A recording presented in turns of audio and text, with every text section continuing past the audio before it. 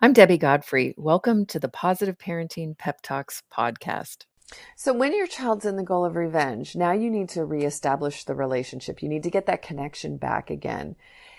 One of the things that I like to do with my son when he used to go into the goal of revenge was take him out in nature. It seemed like it was really hard to talk to him because he's a boy and boys aren't often verbally as communicative as girls are.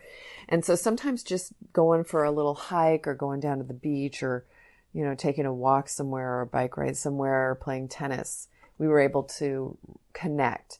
And those were the times where he was most communicative, even though he never was seriously communicative, is when we were doing things in nature together. Often he would say short little phrases regarding his feelings and how he was doing.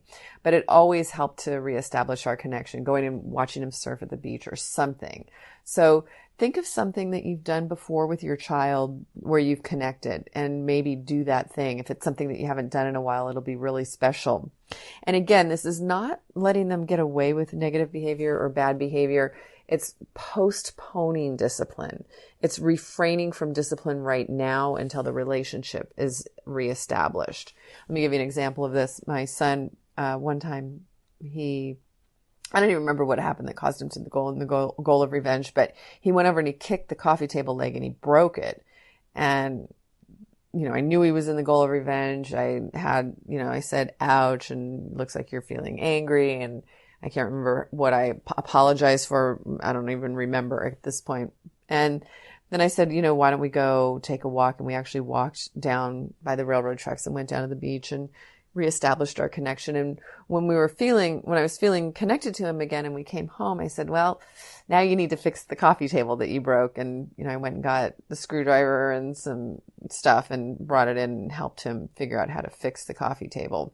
So when there's been any destructive behavior or something that needs to be disciplined, you still need to discipline it. You're not letting them get away with it, but you're just going to postpone. You're going to wait until you have your kid back again, because often they just get so out of their heads when they're in the goal of revenge, and there really isn't any point in trying to go there with them because you're just not going to get anywhere.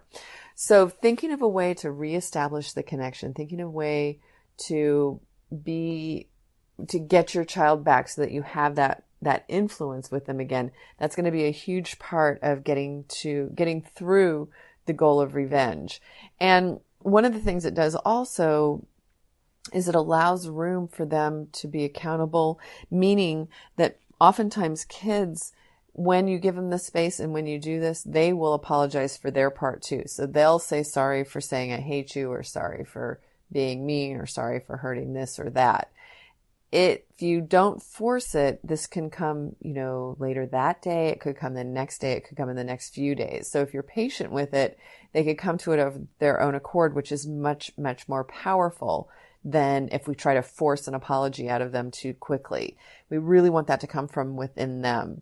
It'll be more sincere and it'll mean more for them if it happens on their own power, on their own terms. Hope this is helpful in handling those revenge behaviors, and we'll talk and finish up this conversation tomorrow. Have a great day. Happy parenting. I hope you enjoyed today's episode of the Positive Parenting Pep Talks podcast. For those of you that don't know me, I'm Debbie Godfrey, owner and founder of positiveparenting.com. I hope you'll go and check out my website and follow me on Instagram and let me know about what you thought about today's episode. Did you learn something new? Were you able to do something different with your children? Did you have a success story? Those are my favorite to share. Let me know. Contact me. I'd love to hear from you. And also, what future topics would you be interested in hearing about on the Positive Parenting Pep Talks podcast? Thank you so much for being here and for all of your support. Take care and happy parenting.